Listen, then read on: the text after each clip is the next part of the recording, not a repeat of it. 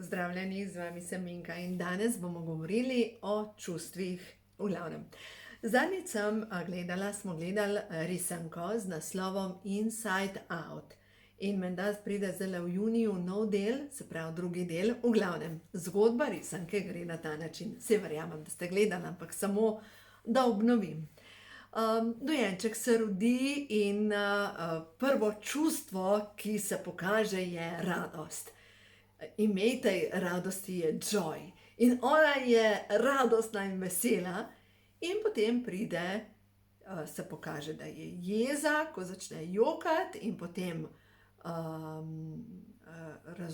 žalost in potem še strah. Se pravi, risanka razlaga o tem, da se rodimo s 4 osnovnimi čustvi, in sicer radost, ki je načeloma komandant, glavno čustvo, ki pelje otroka in potem kaže, kako v bistvu ta otrok odrašča in kako žalost dobesedno pade v eno globoko brezno. In so določena čustva, ki se pogreznejo pod zavest. In v glavnem, in kako se poruši tisti smešni otok in kako se poruši otok družine in tako naprej. No, v glavnem, res vam priporočam.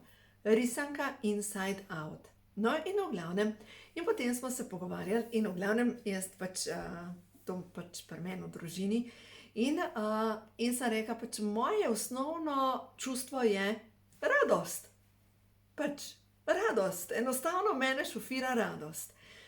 No, in potem smo se naprej pogovarjali in dejansko smo se pogovarjali o družinskih članih in smo prišli do zaključka, da nekatere družinske člane pa šofira, glavno čustvo je pa zadaj žalost.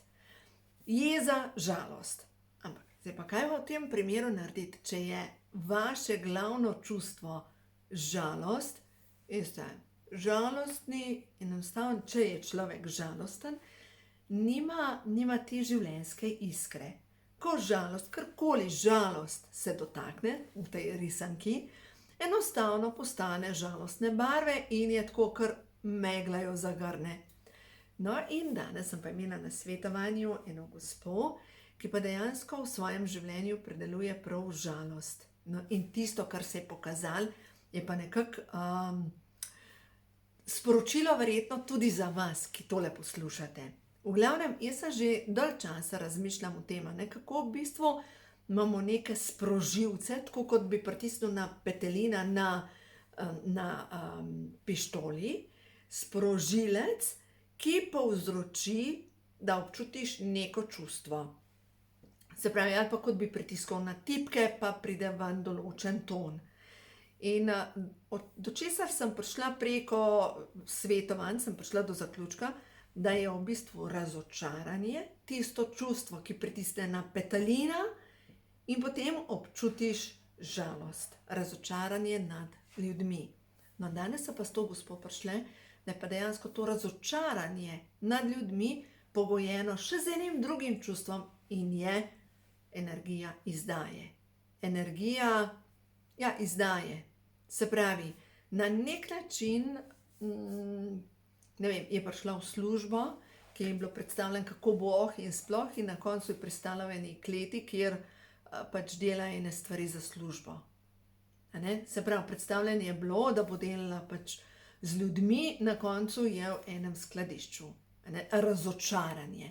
Se pravi, je izdaja, ker je podpisala nekaj in na koncu ni dobila tega. Razočaranje nad ljudmi, ker se ne držijo tega začrtane poti, kar so obljubili, in žalost. No, in pri tej gospe sem dobesedno videla, da ko se pri njej streli žalost, je tako kot mreža, tako kot, če si predstavljate spet risanke, ko lovijo v risankah recimo divjo zver in pripravijo mreže, in ko zver stopi tja v tisto mrežo, se enostavno sproži.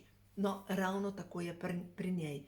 Ko ona občuti razočaranje nad ljudmi, se ji vklopi žalost. In ta žalost enostavno zagrne vsa področja njenega življenja, predvsem pa ni povezano samo s tem, da ima večkrat glavobole, da jo boli v tem predelu ram, da jo duši, ker žalost duši, da včasih kašlja, da ne more normalno vdihati, da ima pač ta težave z dihanjem.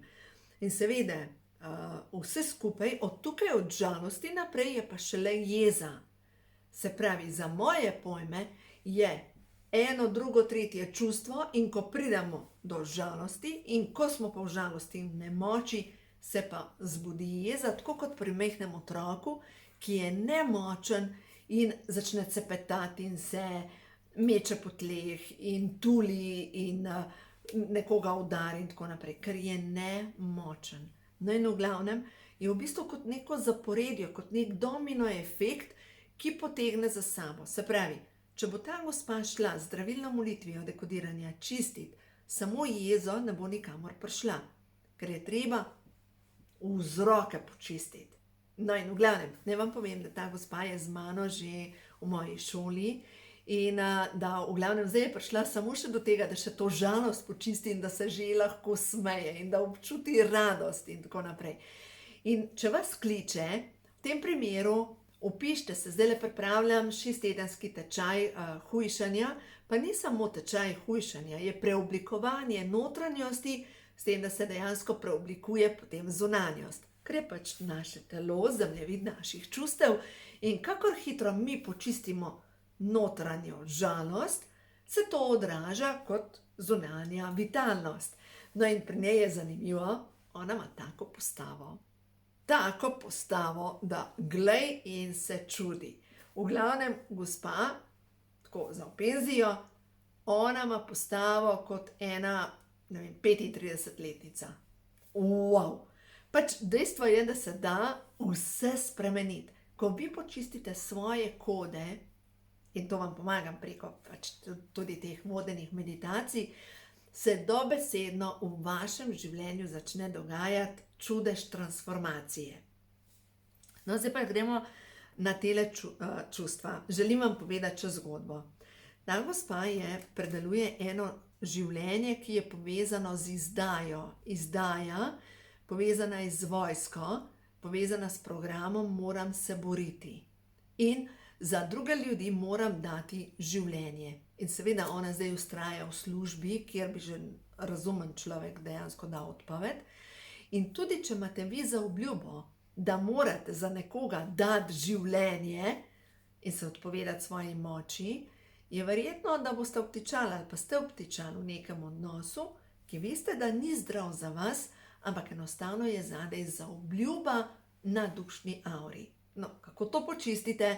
To bomo čistili v tem tečaju, ki ga zdaj pripravljam, ker dejansko to so vodene meditacije, zdaj kako delam.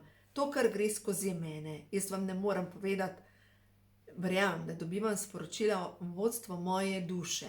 Od tukaj dobivam sporočila, kako naj oblikujem besedo. In dejansko, ko neka beseda hoče iti ven, dejansko gre ven, ker enostavno je tista beseda nosi ta pravo vibracijo, da se nekaj domino efekt poj počisti. Kaj se zgodi z ljudmi, ki pač ne počistijo teh kod? Ker recimo, tako kot tukaj žalost, ki je povojena z razočaranjem, z izdajo. Kaj se zgodi z ljudmi, ki tega ne naredijo? Ker bi rekli, zakaj ravno jaz? Pa se, če smo do zdaj živeli, se ni noben problem. Ja, ampak na dolgi rok se bo zgodilo, da boste začeli zbolevati. In prav ta pljuča, žalost, ne morete vdihati. Kaj začne trpeti? Pljuča in dihalne poti. To vam zastruplja, tle zadaj imamo timus. Timus je center imunskega sistema. Center imunskega sistema, ko je žalosten, se začne sušiti. Ko se začne sušiti timus, vaš imunski sistem ne raste, se ne proizvaja, na dolgi rok zbolite tam, kjer je najšibkejši člen. A rabite to? Verjetno ne. Potem naslednja zadeva. Če ne počistite teh kod tudi iz preteklih življenj, kaj se zgodi? Pač imate občutek, da kdo je tukaj nor. In veste, da če boste šli v uradni medicini, boste dobili pač antidepresive. In potem se na obroke zadevaš, ker enostavno antidepresiv ni rešitev, ampak je samo obliž. Da se razumemo, jaz nisem proti antidepresivom. Takrat, ko rabite podporo, takrat jih vzamete, ampak da jih pa ješ kot bombone, je pa zasvojenost. In proti temu sem. Pač zdravilo je zdravilo, ni mamilo. A ne? No, naša Karla spet pomaga pri mojem videu. No, in zdaj, če gremo naprej pri tej gospe.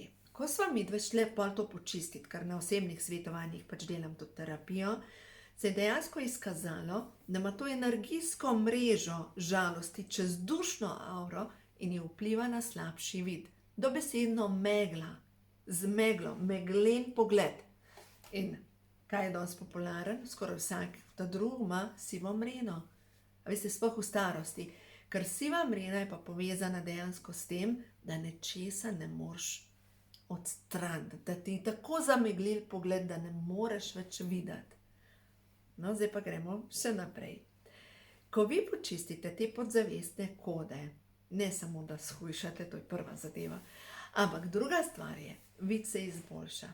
Fizične bolečine v vašem telesu zginejo, sklepi postanejo pretočni, karpalni kanal se pozdravi, notranji organi se pozdravijo. Dobesedno vi vnašate svetlobo v svoje energijsko polje in ko to naredite, ta svetloba pozdravi vaše telo. Tako grejo te zadeve. Zdaj, če pomislim naprej, za vse tiste, ki po družinskem deblu prenašate odvisnosti. Ker odvisnosti pa treba je žalost utopiti v nečem. In tisti, ki prenašate po družinskem deblu, recimo alkoholizem, to pomeni, da imate kodo družine, ki je povezana tako kot z neko blagajno, ki ima dobesedno kodo, številčno kodo, in čistko, če vas pokliče mogoče, da bi vam lahko pomagala Grabovojeva koda, recimo za več radosti, si jo poišče. Pa če sama imam pogrinjek Grabovojevih kod, ne uporabljam jih v svojem življenju, ampak to bi bil lahko pomoč pri vaši transformaciji. Ker sploh tisti, ki imate to družinsko žalost, ki jo dejansko utapljate v alkoholu ali pa v antidepresivih, imate na hrbtni strani, to je zadnja srčna čakra, tako obremenjeno to kodo, da je čas, da jo počistite.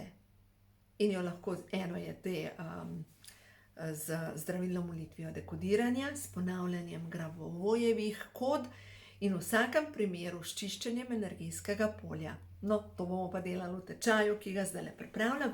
Začnemo naslednji torek zvečer ob 8:30 v živo, tako da preko interneta in posnetka imate na voljo do novega leta. Se pravi, boste parkrat lahko predelali to vsebino, sploh pa tiste meditacije, ki vas posebej pokličejo. No, tako da, zdaj pa še eno stvar vam želim povedati. Glede izdaje, ta beseda mi še vibrira tukaj. Kdaj se človek lahko počuti izdanega? Zdaj, ena stvar je, da mi mnogi predelujemo čas druge svetovne vojne in v času druge svetovne vojne vemo, da mnogi ljudje so bili izdani ali pa izdajalci.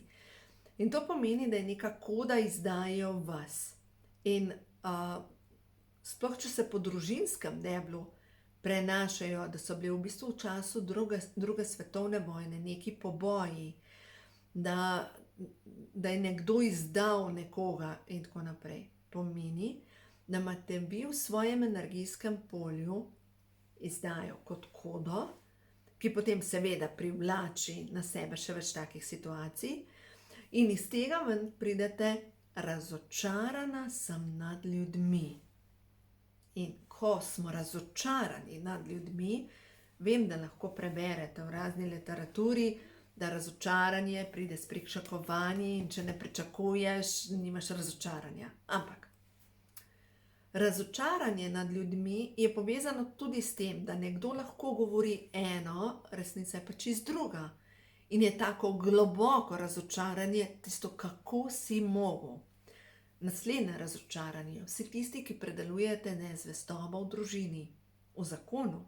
Kaj to pomeni? Nekdo s katerim ste šli pred oltar, sta si obljubila, v dobrem in slabem se bova podpirala, ljubila, spoštovala, dokler naju smrt ne loči.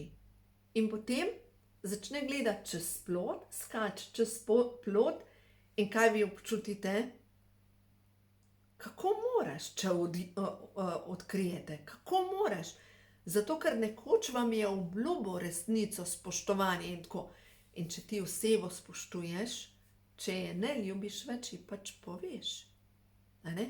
Ji pač poveš, ne ljubim te več, imam še eno razmerje in pač grem po svoje.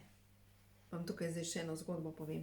Zadnjič je ena gospa razlagala zgodbo njenega zakona in je rekla, da tudi posumila ni, da ima mož drugo žensko, kar je izgleda vse idealno, z rožicami, z ljubljenjem, z vsem.